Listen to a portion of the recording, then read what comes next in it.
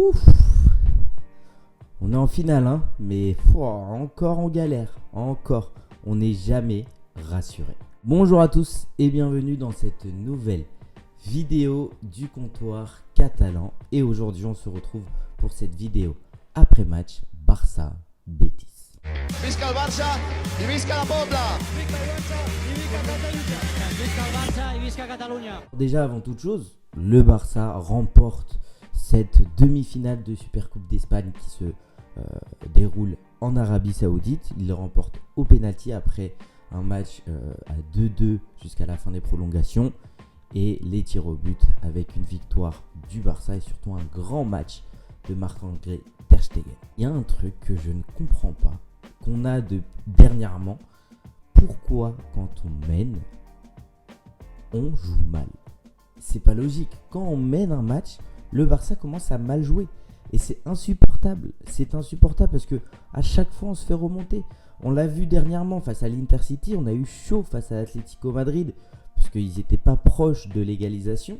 Et face au Betis, on se fait remonter par 2 fois. Ce n'est pas normal qu'à chaque fois qu'on mène un match, on se fait rattraper.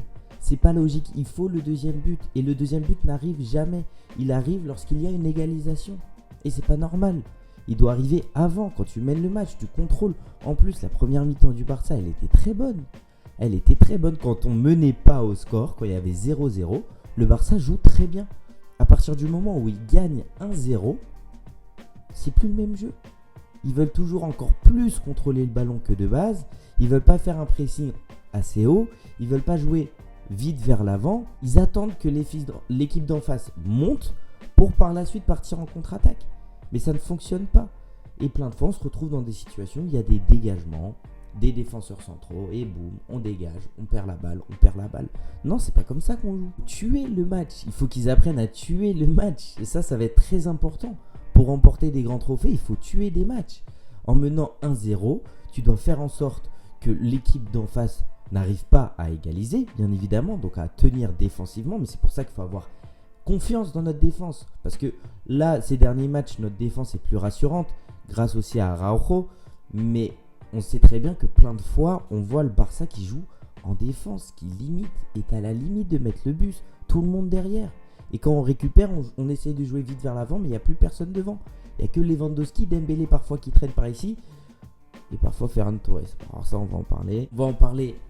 On va en parler après de ce joueur. Franchement, je m'inquiète beaucoup. Alors là, Ferran Torres, l'entrée qu'il a fait, ô combien compliqué. On va quand même rester donc sur cette première analyse qui est effectivement que ce n'est pas normal que quand on mène, on veut garder le ballon, on veut plus aller se projeter vers l'avant, on veut plus marquer le deuxième but.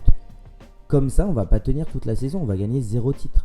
0 titre. Et là en plus, on joue contre le Real Madrid dimanche pour un classico, pour la finale de la Supercoupe. Faut surtout pas jouer comme ça, et encore moins avec le Real Madrid, parce que eux, le Real Madrid, je pense pas que ça sera comme l'Atlético, je pense pas comme ça sera le Betis. Enfin, le Betis qui a fait un très bon match aussi, hein. La deuxième mi-temps, c'est le Betis qui nous domine, mais c'est plus dans le sens où ils ont les joueurs pour nous tuer derrière, pour nous remonter et pour nous passer devant, ce qui n'était pas le cas avec le Betis, puisque Canales, il est sorti à la mi-temps, heureusement, et avant la prolongation, Fekir qui sort, alors que c'était 2 joueurs qui étaient en grande forme du côté du Betis. Avec l'autre, Luis Enrique, il est exceptionnel. Luis Enrique de Betis, il est exceptionnel. Il a donné déjà un match très compliqué, que ce soit à Jordi Alba quand il se retrouvait sur le côté de Jordi Alba ou Sergi Roberto. Mais quel joueur! Pouf. Pour revenir rapidement sur la compo du Barça, j'aime bien faire ça à chaque fois, à chaque match. Ter Stegen qui a sorti un match exceptionnel, qui a été décisif sur plusieurs parades.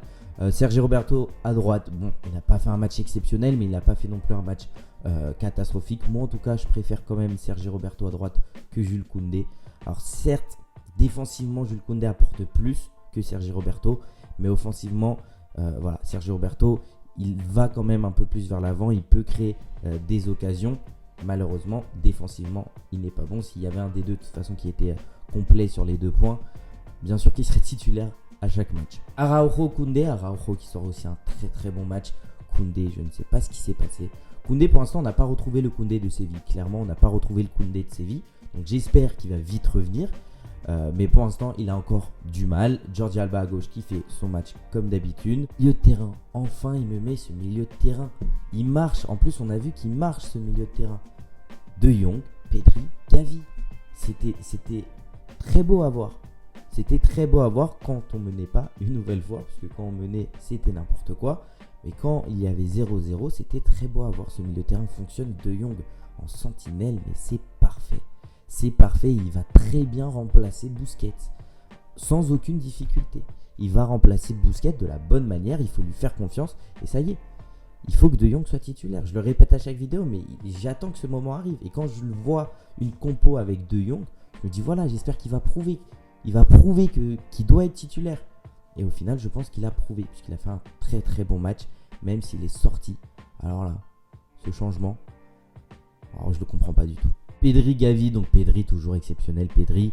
Après Pedri, je pense qu'on perd un petit peu de son talent malheureusement au fur et à mesure du match puisqu'il court trop. Pedri court trop, il fournit trop un pressing offensif et il fournit trop d'énergie. C'est-à-dire qu'à la fin du match, il se retrouve esquinté, sans énergie et c'est à ce moment-là qu'il commence à rater des passes qui de base il réussit et qu'il a moins d'idées même dans la tête, qu'il construit moins, il a du mal en fin de match à chaque fois et ça malheureusement c'est parce qu'il court trop. C'est la tactique que met en place Xavi, mais je pense qu'il faudrait plus faire courir Gavi, que ça soit plus les erreurs qui viennent de Gavi, mais Gavi lui a ce côté solide qui peut faire le pressing assez haut et laisser Pedri amener cette magie là pour construire. Mais faire les deux, alors certes ça fait un bon pressing, on récupère des ballons assez hauts, mais en fin de match ça devient très compliqué pour la construction au milieu de terrain. En attaque, Dembélé, Robert Lewandowski et Rafinha. Dembélé, très bon match aussi qui est sorti. Alors apparemment c'est parce qu'il a été un petit peu touché. Même De Jong, apparemment il a été un petit peu touché. Mais ça sera pas inquiétant pour la finale. Mais Dembélé, très bon match. Ça c'est des matchs de Dembélé que j'aime beaucoup. Quand il provoque et surtout quand il passe les défenseurs en un contre un, c'est exceptionnel. Et par la suite, il peut vite fournir une passe intéressante. Rafinha de l'autre côté. Bon, Rafinha qui a un petit peu plus de mal. Toujours du mal lui aussi de son côté. Mais ça a été quand même un match intéressant pour lui. Ça n'a pas été un mauvais match. Et plusieurs fois, voilà, il a des passes décisives qu'il doit faire et qui malheureusement, il rate. Donc du coup, ça ne le met pas en statut d'important dans l'équipe. Et Robert Lewandowski avec son petit but. Un autre but qui était hors jeu.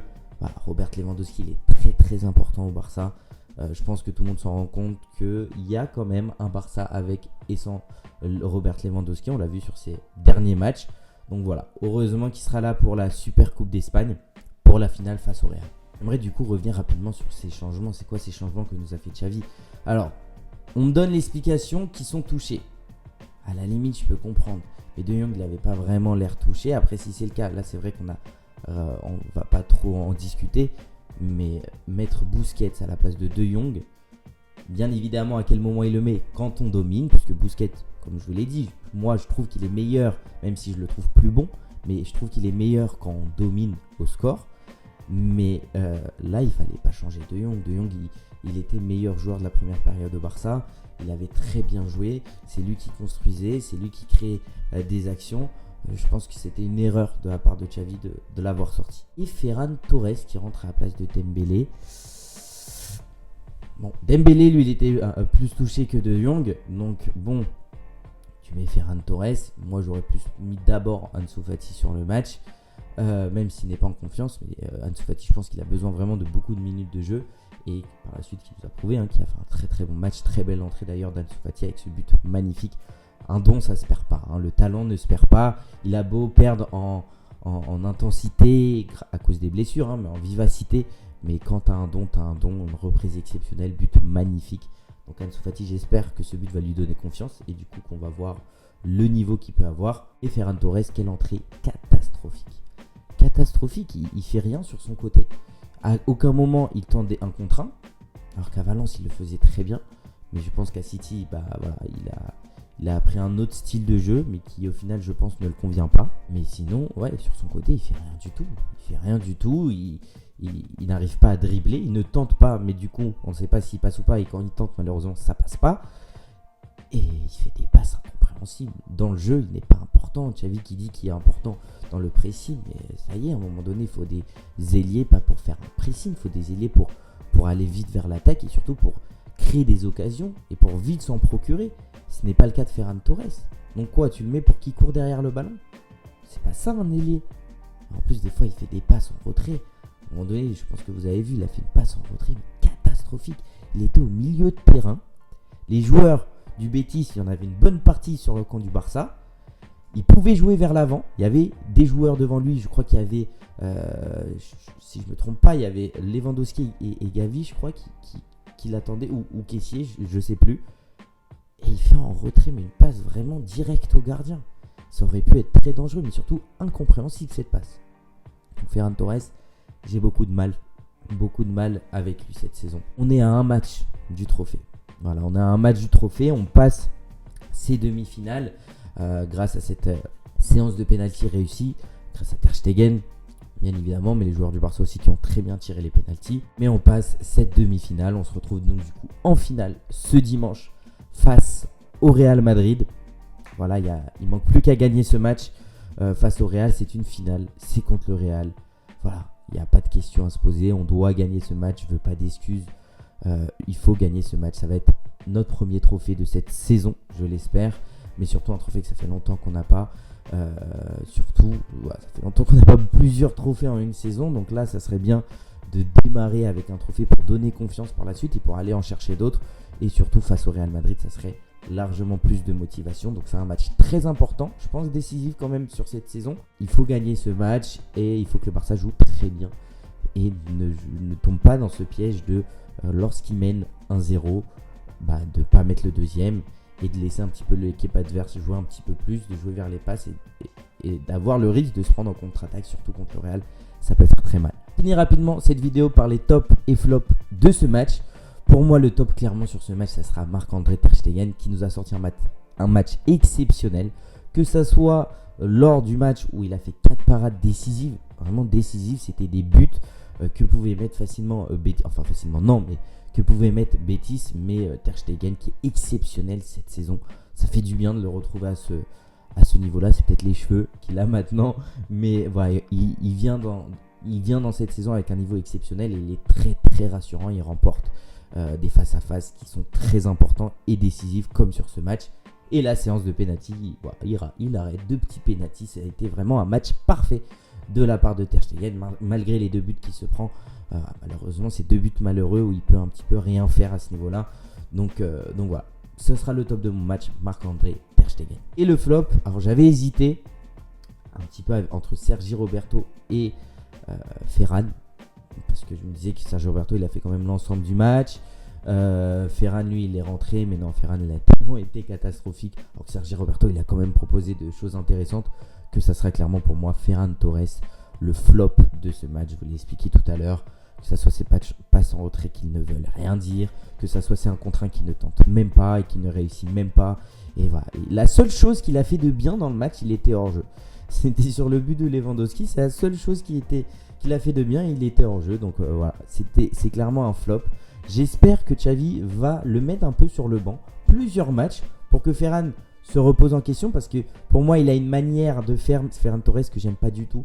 Il se prend pour je sais pas qui, que ça soit sur ses déclarations, que ça soit, voilà, vous allez voir un nouveau Ferran Torres en 2023. Pour l'instant on est en train de voir le pire Ferran Torres qu'on a vu au Barça. Donc j'espère qu'il va arrêter de parler et qu'il va plus travailler. Travaille et arrête de parler. Sinon ça va pas le faire, et sinon je vais vite vouloir qu'on te vende, parce que moi j'ai énormément d'espoir à chaque fois sur ce joueur. Je sais pas pourquoi j'ai un minimum espoir alors que je le trouve pas travailleur. J'ai pas l'impression qu'il est impliqué à 100%.